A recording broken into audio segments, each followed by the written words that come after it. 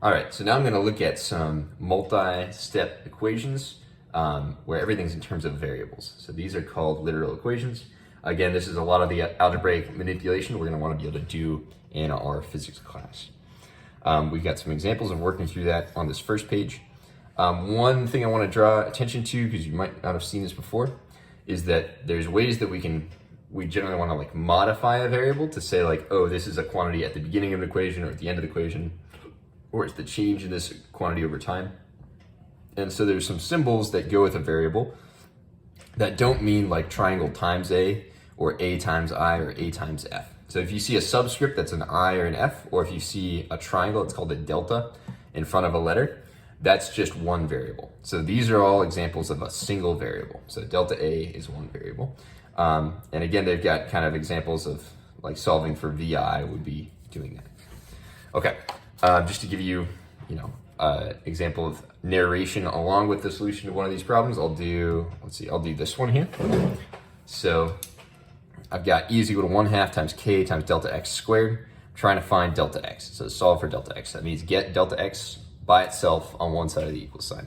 The thing that's in the way right now is I've got the 1/2 times the k times this thing, and then it's squared. Order of operations wise, I'd have to square it first, then do this multiplication. So if I'm solving it, I'm doing it in the reverse of the order of operations. That means I'm going to get rid of this 1/2 and this k, and then I'll be able to take the square root and get x by itself. Okay, so to get rid of a 1/2, I got to multiply both sides by 2. So I'll just say times 2. Times 2. You can write this beside it or underneath, whichever way you want. So e times 2, would just write that as 2e. 1/2 and the times 2 cancel out. So I just end up with k times delta x squared. All right, then I want to get, again, delta x by itself. Got to get rid of this k here, because that's next up in my reverse order of operations. So divide by k. I can't divide 2e by k, so I'm just going to write that as 2e over k. Okay, this side the k's cancel out, because k divided by k is 1, and I just have delta x squared. All right, the way I get rid of this squared is I got to do the inverse of that, which is square root. So that looks like this. So I'll take the square root of both sides. So my final answer is square root of 2e divided by k is equal to delta x. All right, again, I'm done because delta x is all by itself on one side of the equal sign. I've done that by doing inverse operations. All right, great. So from here on out, it's more of the same type of problem. They're about the same level of difficulty. I don't think any of these are too crazy or involve anything that's not like one of the examples. Yeah, so that should be good enough. Oh, I'll show you one where we're dealing with like a VI and a VF and stuff like that. So I'll go over 43 and then we'll call it good for that. Again, if you've got questions, please just reach out via email. That'll work great, and I'll get back to you as soon as I can. And another thing is you don't have to be a wizard at these by the beginning of the year. Your goal over the summer working on this is just to improve on your ability to solve equations like this. All right, so no matter what level you're at now, this will move you one step forward, and then throughout the year we'll all be getting better and better at these. Okay, so one last one, do 43. It says solve for a. There's a, so I'm trying to get everything out of this side of the equation except for a. Okay, I see the vi squared. I got the 2a and the delta x. Order of operations wise, with a, I would multiply it by 2, then delta x, and then I'd add vi squared. So the first thing I want to do is get rid of this, if I'm following reverse order of operations.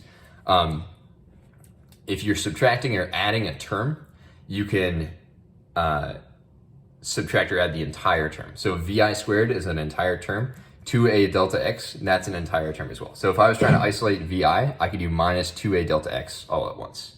Okay, so whenever you're adding or subtracting, you're doing it to an entire term here. So I'll do minus vi squared. Again, these are rules that we'll go over, you'll learn throughout the rest of the year because we'll be using them all the time.